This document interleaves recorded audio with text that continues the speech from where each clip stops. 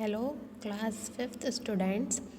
आज हम अपने चैप्टर 6 के जो हमने लास्ट 2 वीडियोस में चैप्टर 5th कंप्लीट पढ़ लिया है, आज हम उसके बुक वर्क की एक्सप्लेनेशन समझेंगे, जिसमें जो आपकी एक्सरसाइज है उसका फर्स्ट क्वेश्चन है टिक द करेक्ट ऑप्शन। आपको इसमें से करेक्ट ऑप्शन चूज़ करना है, जिसमें फर्स्ट ऑप्शन है the crackling sound coming from any wire could cases. अगर आपको किसी वायर से आवाज़ आती है, क्रैकलिंग साउंड आता है, तो वो किसका केसेस बन सकता है? फायर का, उसमें आग भी लग सकती है। इलेक्ट्रिक शॉक, उससे आपको अगर आप उसे छुएंगे तो आपको इलेक्ट्रिक शॉक भी लग सकता है, या फिर वहाँ पर शॉर्ट सर्किट भी हो सकता है। तो आपके ये 3 ऑप्शन सही है ना, तो इसमें आ जाएगा हमारा D option, all of these. While working in kitchen it is safe to wear. जब आप किचन में वर्क कर रहे होते हैं तो आपके लिए कौन से कपड़े पहनने अच्छे होते हैं? Nylon, synthetic cloth, both of these, none of these. क्या आप नायलॉन के कपड़े पहन सकते हैं? नहीं। हमने फर्स्ट वीडियो में ही समझा था कि जब भी हम किचन में या फायर के पास काम करें तो हमें ना तो नायलॉन के कपड़े पहनने चाहिए, ना ही सिंथेटिक पहनने चाहिए। आपको सिर्फ कॉटन के कपड़े पहनने चाहिए। तो इसमें आपका आंसर क्या आ जाएगा? None of these. Third MCQ है आपका stop, drop and roll. It is the technique to adopt in case. हमें टेक्निक किस केस में अडॉप्ट करनी चाहिए, किस केस में अपनानी चाहिए? जब आपको किसी एनिमल ने बाइट किया हो? नहीं। या आपको फ्रैक्चर हुआ हो? नहीं, क्योंकि हमने अभी पढ़ा है फ्रैक्चर में हमें आराम से बैठना चाहिए। और फायर इंसिडेंट, जब हमारे साथ कोई फायर इंसिडेंट हो जाए, हाँ जी बिल्कुल सही है इसका आंसर, फायर इंसिडेंट। क्योंकि जब आपके कपड़ों में आग लग जाती है तो आपको पहले रुकना चाहिए, फिर लेटना चाहिए और फिर रोल करना चाहिए।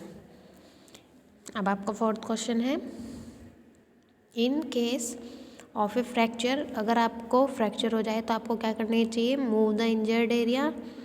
आपको इंजर्ड एरिया को मूव करना चाहिए, बिल्कुल wrong. Apply ice to the injured area, हाँ जी आपको उस पर इंजर्ड एरिया पे आइस अप्लाई करना चाहिए।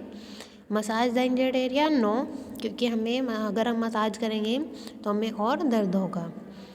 Lower the level of the injured area, no. अब आपका बी पार्ट है mark true, T for true and F for false, जिसमें फर्स्ट है we must get the cracked wires repair by a plumber. क्या हमको जो टूटे हुए तार होते हैं वो प्लम्बर से ठीक करवाने चाहिए? फॉल्स, क्योंकि जो प्लम्बर होता है वो पानी के पाइप के काम करता है, उससे हमें जो टूटे वायर होते हैं उनको ठीक नहीं कराना चाहिए। We must run if our clothes are on fire.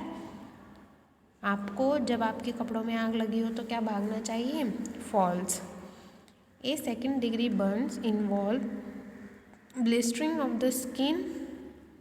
जो सेकेंड डिग्री बर्न होता है, क्या उसमें आपका स्किन का जलना आता है? उसमें हम लगाएंगे true. A hairline fracture is when the bone completely break apart. अगर आपकी बोन का एक पार्ट कम्प्लीटली पूरे तरीके से टूट जाता है तो क्या हम उसको हेयरलाइन फ्रैक्चर बोलते हैं? फॉल्स, क्योंकि हम उसको कंपाउंड फ्रैक्चर बोलते हैं। Name of these. अब आ जाइए कि आपको इन लाइंस के लिए एक वर्ड लिखना है। It can be helpful to put out a small fire. किसी स्मॉल फायर के लिए क्या चीज़ हेल्पफुल है? Fire extinguisher.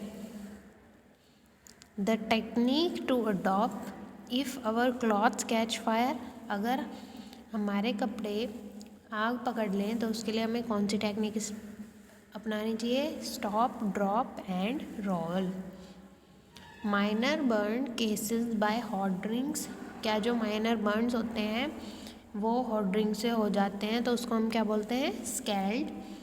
A fracture where the bone completely breaks apart. ऐसा फ्रैक्चर जिसमें किसी हड्डी का एक पूरा पार्ट टूट जाता है उसको हम क्या बोलते हैं, compound fracture. A deadly disease caused by the bite of an animal, उसको रेबीज बोलते हैं।